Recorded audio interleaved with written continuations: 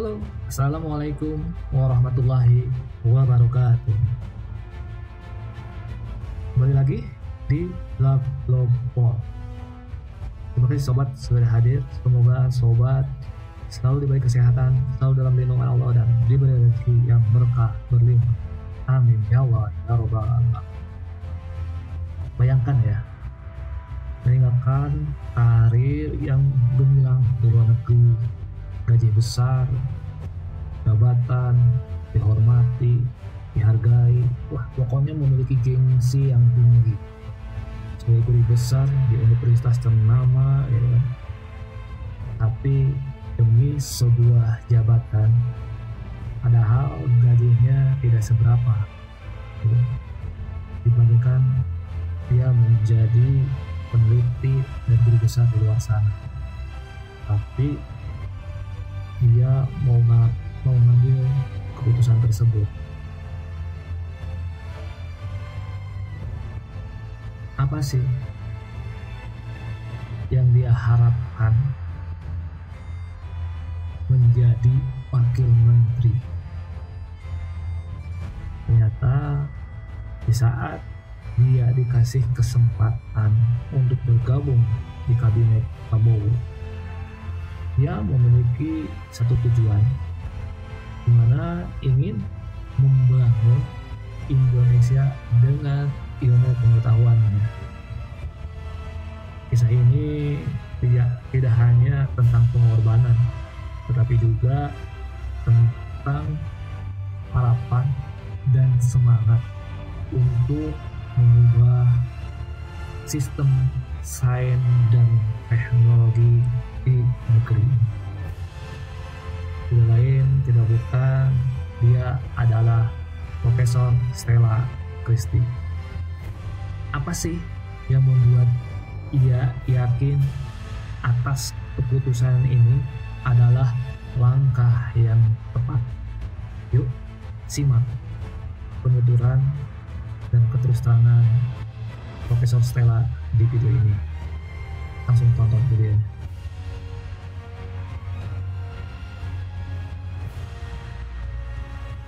Apa Anda mau kembali?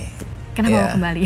Artinya meninggalkan apa yang sudah Anda lakukan di luar sana, baik dari segi gengsi dan mungkin penghasilan mungkin ya. Saya nggak tahu penghasilan wakil menteri itu lebih besar atau lebih kecil, saya nggak tahu. Jauh lebih kecil Bang Andi. Coba diulang lagi, saya kurang dengar tadi. Jauh lebih kecil Bang Andi. Lalu kenapa Anda mau ya? Pertama, ini adalah kehormatan yang begitu besar. Saya tahu Pak Prabowo itu bisa memilih begitu banyak orang yang jauh lebih hebat, yang sudah begitu lama di pemerintahan kita. Tetapi beliau memberikan amanah kepada seorang seperti saya. Diberikan amanah ini itu adalah suatu kehormatan yang sangat besar dan juga suatu kesempatan Bang Andi. Kesempatan untuk bisa membagikan apa yang saya teliti sebenarnya. Karena saya meneliti, dalam penelitian saya adalah meneliti tentang bagaimana manusia itu berpikir. Bagaimana kita itu belajar. Dan kalau saya punya kesempatan untuk membagikan penelitian-penelitian ini, membuat orang-orang lain hidupnya menjadi lebih baik, tidak mungkin saya bilang tidak terhadap itu Bang Andi. Dan ya saya sangat kaget dan terkejut dan sangat terharu. Saya sudah bilang berkali-kali, tapi itu sungguh saya sangat terharu bahwa bisa diberikan kesempatan. Suami setuju, apa komentarnya? Suami saya sangat mendukung. Karena kembali beliau juga melihat bahwa ini adalah kesempatan yang tidak akan bisa terjadi lagi. Kalau bukan Pak Prabowo yang memilih saya, tidak mungkin saya bisa ada di sini. Tidak mungkin saya punya kesempatan yang begitu yang begitu luar biasa untuk bisa membagikan dan bisa memberikan perubahan terhadap ya tentu saja negara saya yang sudah memberikan begitu banyak untuk saya ya. Saya dididik di negara ini dan itu adalah suatu kehormatan dan kesempatan. Sebenarnya kesempatannya itu yang sangat saya hargai. Mungkin tidak akan datang 2 kali ya. Iya, mungkin tidak akan datang 2 kali. Dan inilah suatu, bagaimana ya, saya sangat ingin begitu banyak orang yang kadang-kadang sekarang pun ada yang bilang, wah hebat sekali bisa diterima di mana.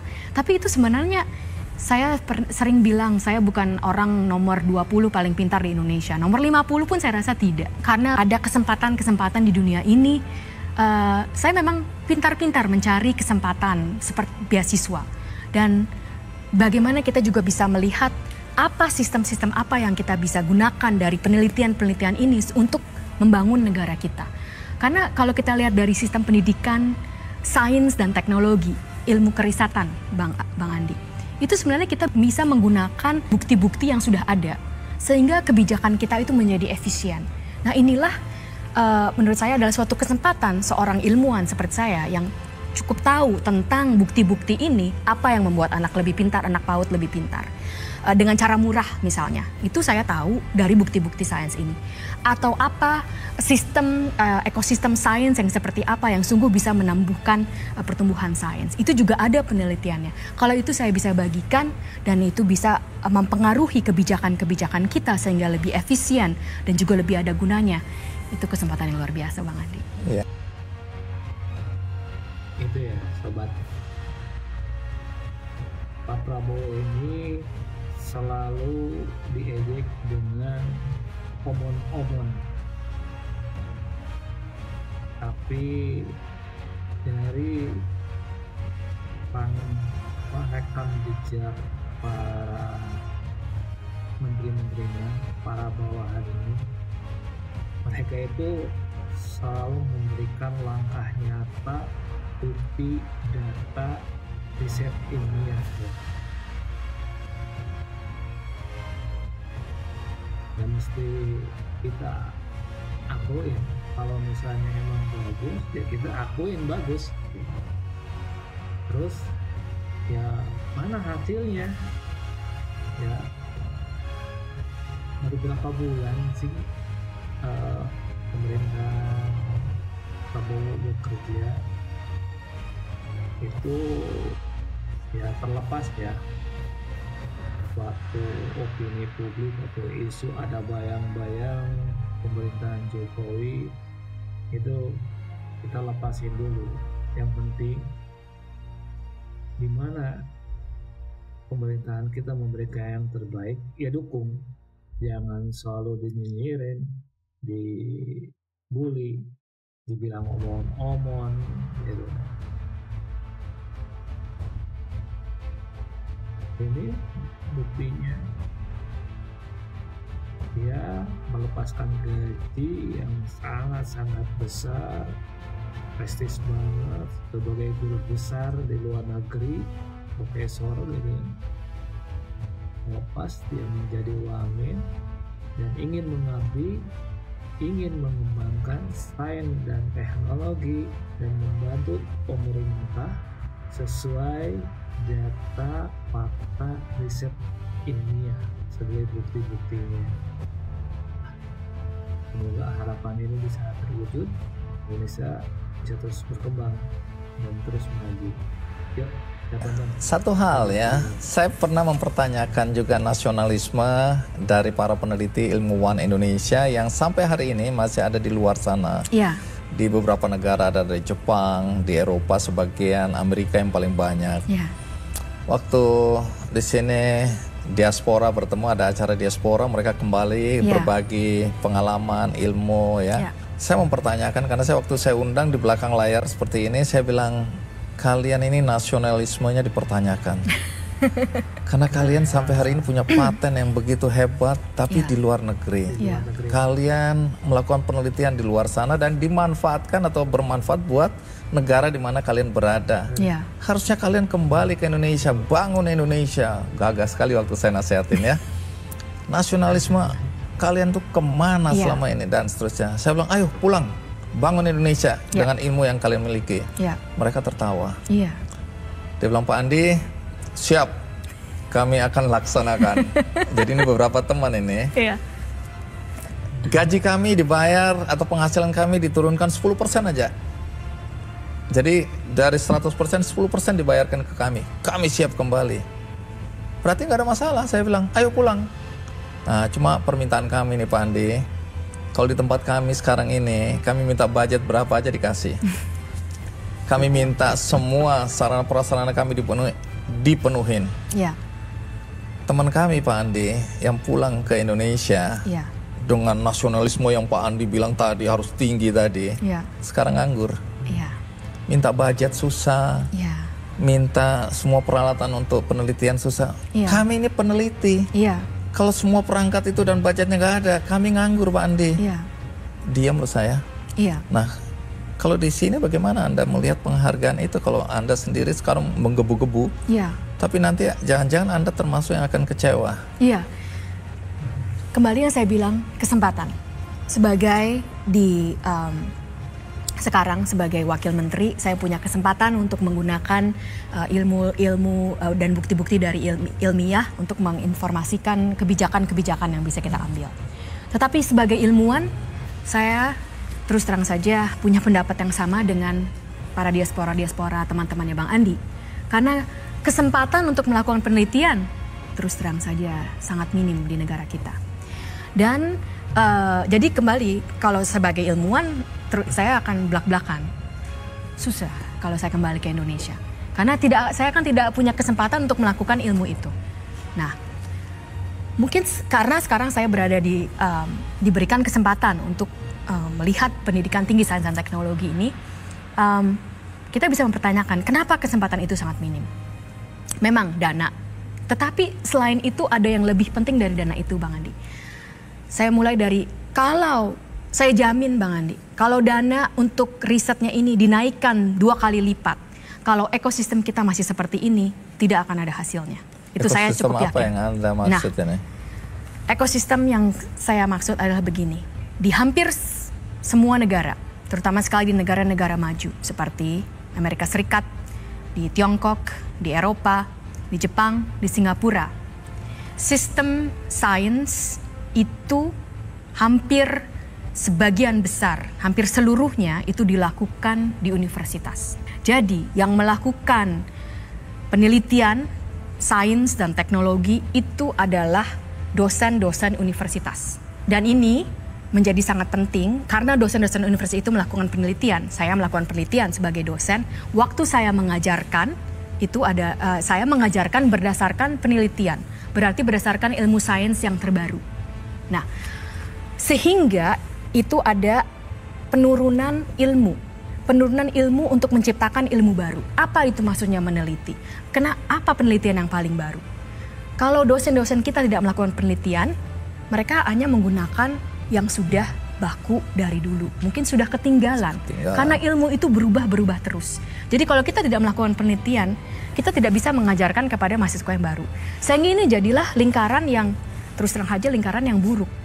Mahasiswa kita juga tidak tahu bagaimana melakukan penelitian, hingga kita tidak ada penghasilan sains dan teknologi. Kalau kita tidak ada penghasilan sains dan teknologi, itulah begitu sulitnya kita menghasilkan industri berbasis sains dan teknologi. Kalau kita tanya sekarang apa industri kita yang berbasis teknologi, sangat jarang, Bang Andi. Di negara-negara maju, industri-industri yang teknologi itu semua datangnya dari mana Bang Andi? Dari universitas. Itulah mengapa klaster Silicon Valley, kembali lagi ke AI, itu di mana? Di situ karena ada Stanford University. Itulah yang mendrive industri itu adalah universitasnya. Nah di Indonesia kita masih belum. Penelitian kita terpaku pada satu institusi. Kebanyakan di situ. Padahal harusnya itu di semua universitas. Kalau penelitian itu di semua universitas, dan sistemnya itu harusnya negara itu dengan dana yang ada itu menentukan prioritas apa, penelitian apa yang negara perlukan. Misalnya kita punya 28 komoditas hilirisasi.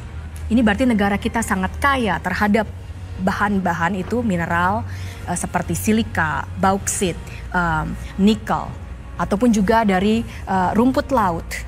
Itu kita sangat kaya itu, dan itu mereka punya nilai ekonomi yang sangat tinggi kalau itu diolah dihilirisasi. Tapi untuk menghilirisasi kita perlu sains dan teknologi. Kalau tidak ada teknologinya, rumput lautnya tetap akan dijual seperti itu, kita tidak mendapatkan nilai ekonomi yang 2 kali lipat atau 3 kali lipat begitu rumput laut itu dijadikan seperti kosmetik. Nah, yang kalau yang harusnya terjadi itu negara bisa menentukan. Kita memberikan prioritas terhadap yang kita perlukan. Lalu, ini juga yang menjadi paling penting. Begitu negara menentukan prioritas, kalau universitas lah yang melakukan penelitian itu, mereka bisa berlomba-lomba bertanding. Saya punya proposal A, saya punya proposal B, saya punya proposal C. Proposal mana yang paling bagus, sehingga riset itu menjadi kompetitif. Karena banyak yang melakukan. Kalau itu cuma dilakukan oleh satu, tidak akan kompetitif, Bang Andi. Itulah yang terjadi selama ini. Nah, kalau itu sudah terjadi, itu akan berputar. Ada industri yang berbasis teknologi, ada dana yang lebih banyak, dan industri juga akan bersedia mengeluarkan dana untuk mensupport riset yang berkualitas, karena berkualitasnya itu karena itu kompetitif. Nah, lingkaran ini belum terjadi, Bang Andi. Kita harapkan, kita punya harapan besar, karena Pak Prabowo membuat khusus Kementerian Pendidikan Tinggi, Sains dan Teknologi yang dipimpin oleh Menteri Profesor Satrio Brojonegoro. Di bawah pimpinan Pak Menteri, sungguh ingin kita galakan. Kita coba kembalikan riset ke universitas, sehingga riset kita itu kompetitif, dan mahasiswa-mahasiswa kita juga bisa mengerti apa itu riset. Nah, itu yang bisa membuat pertumbuhan ekonomi.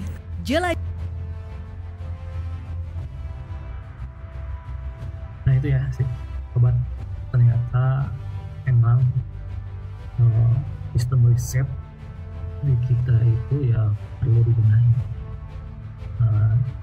Profesor Stella tadi bilang, jika dia memposisikan sebagai ilmuwan, ya dia nggak mau ada di Indonesia.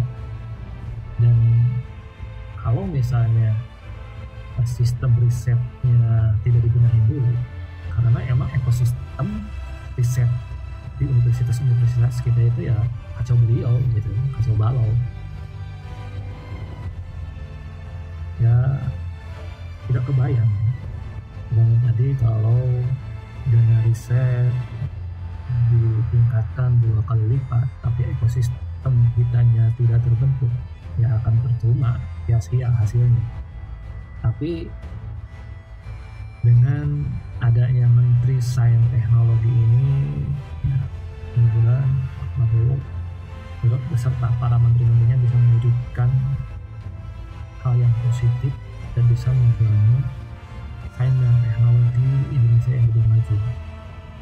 Nah, kayak yang awam aja masuk logika sih, karena emang kuliah itu ya tidak mengajarkan untuk mengembangkan riset ya, tapi semua terfokus pada teori dan buku.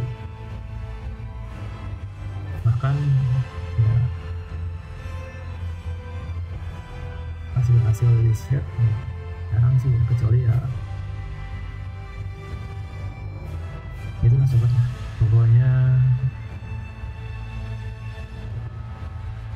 kita harus mengawal, harus mengawasi bagaimana pemerintah ini untuk membangun negeri ini.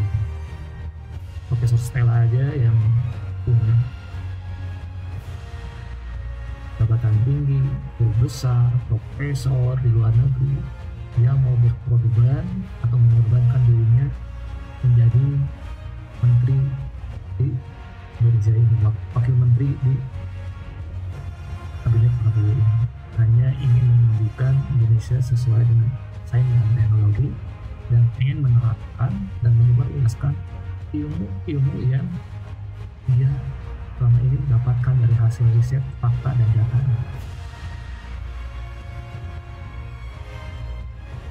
Nah, gimana sobat? Dari video Stella ini, Profesor Stella ini, apa omon-omon, apa pencitraan? Yuk, tapi di kolom komentar. Jangan lupa ya, like dan share. Terima kasih sudah menonton. Assalamualaikum warahmatullahi wabarakatuh.